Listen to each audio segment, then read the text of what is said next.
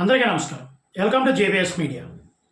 నిన్ననే మనం వీడియో చేసుకున్నాం. మన ప్రొద్దుట జీవీ రెడ్డి గారు మళ్ళీ వెనక్కి వస్తున్నారనే దాని మీద అసలు జీవీ రెడ్డి గారు రాజీనామా విషయంలో కార్యకర్తల ఆలోచన విధానం ఎలాగుంది, పార్టీ ఆలోచన విధానం ఎలాగుంది, దీని గురించి ఆల్రెడీ చర్చించుకుని అసలు తెలుగుదేశం పార్టీ అధికారంలో ఉన్నప్పుడు కార్యకర్తల ఏడలో ఏ విధంగా ప్రవర్తిస్తుంది, ప్రతిపక్షంలో ఉన్నప్పుడు అంటే అధికారం పోయిన తర్వాత కార్యకర్తల ఏడ ఏ విధంగా ఉంటుంది, అసలు తెలుగుదేశం పార్టీ అనేది ఎందుకు ఓడిపోతుంది అనే దాని మీద నిన్న మాట్లాడుకున్నాం.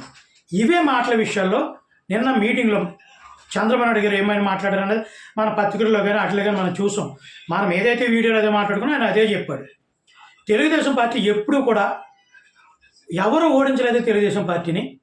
కార్యకర్తలు అసంతృప్తితో ఉన్నప్పుడే తెలుగుదేశం పార్టీ ఓటమి పాలైంది. ఈసారి అలా జరగదు అని కొన్ని భావోద్వేగమైనటువంటి మాటలు చంద్రబాబు నాయుడు గారు మాట్లాడడం జరిగింది. అంటే కార్యకర్తల మీటింగ్లో అంటే ఇక్కడ నేను ఎందుకు చెప్తున్నానంటే ఈ మాటలో భావోద్వేగంగా చాలా బాధగా ఒక సెంటిమెంట్గా నిన్న జరిగిన కార్యకర్తల మీటింగ్లో ఆయన చెప్పడం జరిగింది.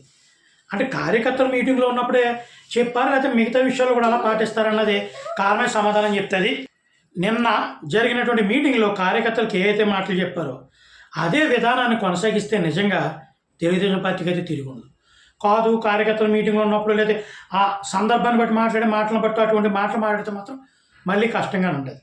ఎందుకంటే తెలుగుదేశం పార్టీ ఎప్పుడు కూడా చంద్రబాబు నాయుడు విషయంలో అయితే మనం ఎక్కడ తప్పట్టిన అవసరం లేదు. అభివృద్ధి చేస్తారు, రాష్ట్ర ఆదాయాన్ని పెంచుతారు. కానీ ఎందుకు ఓడిపోతుందంటే మనం నేను వీడియోలో ఆల్రెడీ మాట్లాడుకున్నాం. ఆ క్లిప్పింగ్ కూడా పక్కన పెడుతున్నాను, ఒకసారి చూడండి.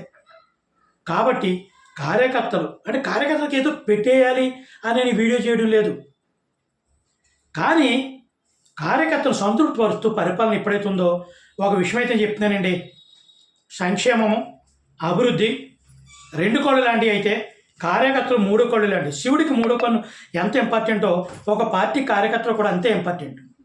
శివుడికి కోపం వచ్చినప్పుడు 3 కన్ను తెరిచి భస్మం ఎలా చేస్తాడో అదేవిధంగా కార్యకర్తలు కూడా సరిగ్గా పట్టించుకున్నప్పుడు ప్రతిపక్షంలో ఉంటే ఎంతైతే పోరాడి ఎంత కష్టపడి జైలుకి వెళ్ళి దెబ్బలు తిని పోరాడి పార్టీని అధికారంలో తీసుకొచ్చేటಕ್ಕೆ ప్రయత్నించిన కార్యకర్తలు అధికారంలోకి వచ్చిన తర్వాత కార్యకర్తలు పట్టించుకోకపోతే శివుడు 3 కన్ను తెరిచినట్టుగా కార్యకర్తలు కూడా కన్ను ఎరచేస్తే ఏ పార్టీ అయినా సరే అది మనోడోళ్ళని టీడీపీ అని కాదు, ఏ పార్టీ అయినా సరే ఆ పార్టీ దెబ్బతింటుంది, కంపల్సరీ దెబ్బతింటుంది. కార్యకర్తలే పార్టీ మోయటం అలాగని కార్యకర్తలకు ఏదో దోచిపెట్టేమని కాదు.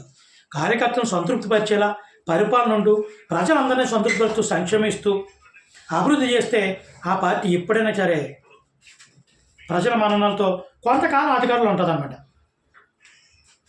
ఆ విధంగా ఉండాలని మనస్ఫూర్తిగా కోరుకున్నాం. జై భీమ్ అందరికీ.